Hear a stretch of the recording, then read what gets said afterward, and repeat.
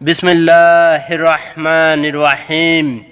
السلام علیکم ورحمۃ اللہ وبرکاتہ۔ دوستو، آج کی ویڈیو میں فرعون اور اس کی خادمہ کا ایک بڑا ہی خوبصورت اور اہم واقعہ بیان کرنے والا ہوں۔ سامعین، حضور اکرم صلی اللہ علیہ وآلہ وسلم شب معراج میں بیت المقدس کی طرف جاتے ہوئے مصر کے قریب ایک مقام سے گزرے تو انہیں نہایت ہی اعلیٰ اور زبردست خوشبو آنے لگی۔ آپ صلی اللہ علیہ وآلہ وسلم نے حضرت جبرائیل علیہ السلام سے پوچھا کہ یہ خوشبو کیسی ہے؟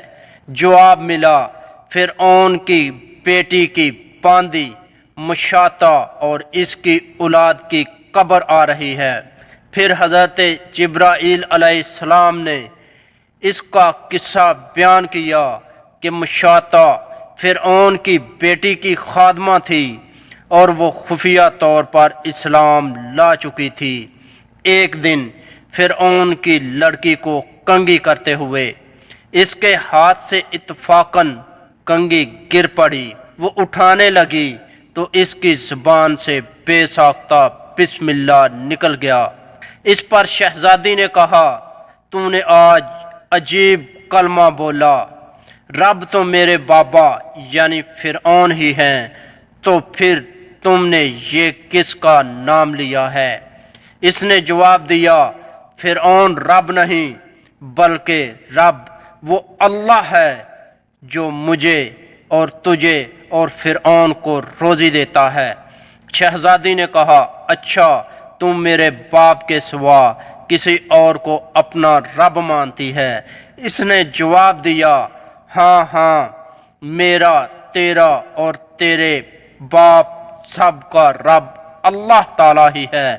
شہزادی نے اپنے باپ سے کہلوایا، وہ سخت غضبناک ہوا اور اسی وقت اسے برسر دربار بلوا بھیجا اور کہا، کیا تم میرے سوا کسی اور کو اپنا رب مانتی ہے؟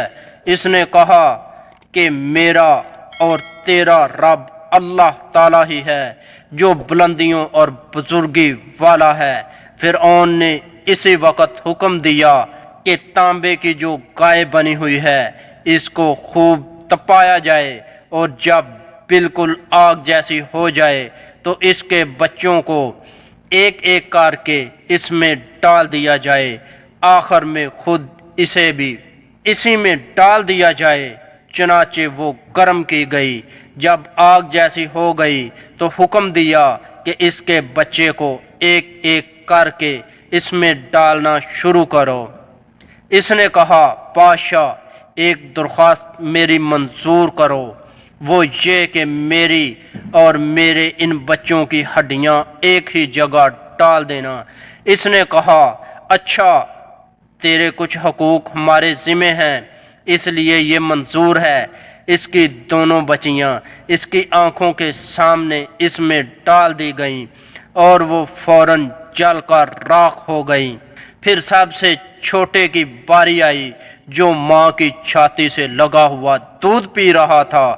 فرعون کے سپاہیوں نے اسے گھسیٹا تو اس کی نیک بندی کی آنکھوں تلے اندھیرا چھا گیا۔ اللہ تعالیٰ نے اس بچے کو اسی وقت زبان دے دی اور اس نے با آواز بلند کہا، اماں جان، افسوس نہ کر، اماں جان، ذرا بھی پسے پشت نہ کرو، حق پر جان دینا ہی سب سے بڑی نیکی ہے۔ چنانچہ انہیں صبر آ گیا، اس بچے کو بھی آگ میں ڈال دیا گیا اور آخر میں ان کی ماں کو بھی اسی آگ میں جلا کر مار دیا گیا۔ یہ خوشبو کی مہک اسی کے جنتی محل سے آ رہی ہے۔ سبحان اللہ، سبحان اللہ، سبحان اللہ۔